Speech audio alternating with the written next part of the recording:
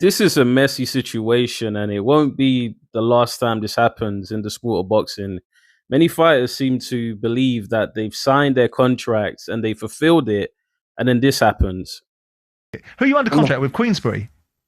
me, no, I'm not anymore because the contract I had with Queensbury expired 2 months after I fought Otto Wallen. Right. 1, 2, yeah. Alfie, why are you sitting here and talking? Because it's our show, Derek. We approved your show. You approved it. I wanted to go to Sky, and then you guys jumped on it. We're not at Sky. And this fight ended up being a co-promotion with Queensberry. So, what made Chisora think that he had honored his contract with Queensberry and that way this expired? Chisora's been in the industry for probably about 20 years, and for him to say something like that publicly, he believed it.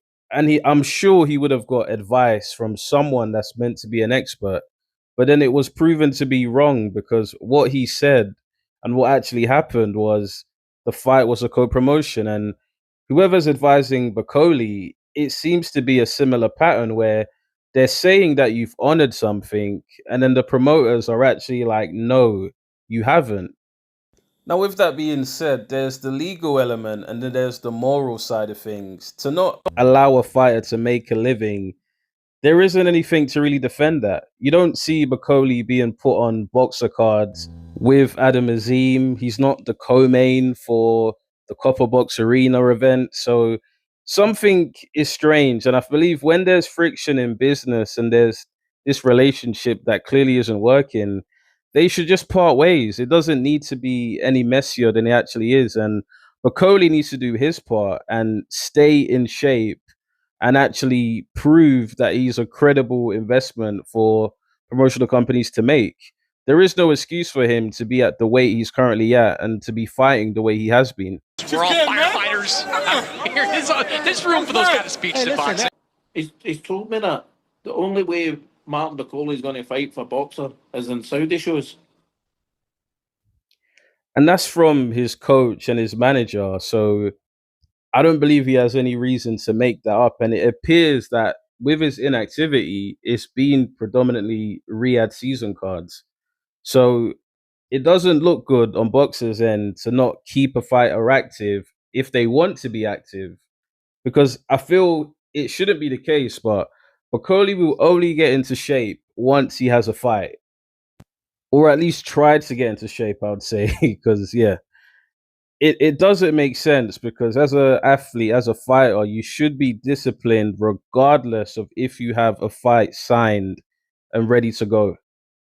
That this is where you can't blame anyone but himself for this. I blame his team for encouraging him to take a fight on short notice in which they all would have benefited. But then now his legacy here is in tatters because there is simply no aura. There's no boogeyman. There's none of that anymore. And he took his highest payday for probably about 4 minutes of work. And it's come back to bite in the worst way possible. He was very lucky to get a draw in the Ife Jagba fight. Anyone with common sense that watched that knows that he was simply given that draw because he had some backing. If he wasn't signed to anyone and he was actually a B-side fighter with no promotional backing, Ife Jagba would have won by decision in that fight. He outboxed him, he outworked him to the point where you literally had Bakole asking him to just stand there so he could hit him. It just doesn't work like that. It just don't work like that. And he needs to deal with that entitlement, like people just kind of giving things to him, like a target to have right in front of him, or you don't do your part as a fighter, and then you're angry at although you don't like it, your current promoter, who is still saying that you owe them fights, but you're saying a lawyer has told you otherwise. Something is wrong. If he had fought Michael Hunter after winning against Jared Anderson, I don't believe he would be in this mess. I believe his team should have guided him to this fight. Michael Hunter was literally in the ring after he won against Jared Anderson. and instead they didn't choose to fight him next. It looks like they ducked him for whatever reason. You should really have avenged that loss. And you just think to yourself, out of all the promoters out there, would they have put Bakole in that same situation if they promoted him? Would they have agreed to 48 hours notice if the money was so good? I'm sure some would have said, actually, you'll get this, but it's going to take more time. Like, don't chase the money now. It's going to come over time. Bakole did say he was literally in Congo when he had bought the pay-per-view for the fight. So he had absolutely no business being in the ring when he literally was ready to just watch the fight, not be a part of the fight at all, before Daniel Dubois pulled out of the fight. He said no originally, but then his team convinced him that he should take the fight because of the money and to do a favor for Turkey. And this narrative about a favor for Turkey, like, this is your career. Like, Turkey moves on. You right now are in a more stagnant position, and it's because of that decision that was made to take this fight on short notice. So whilst the boxing community will have some sympathy for Bakole, it seems like it's worked where Lawrence Okoli has literally helped him here by plugging him in with someone that could potentially help him. So who knows what could come from the situation? I hope that they just part ways, because there's no need to stay when a fighter is that unhappy.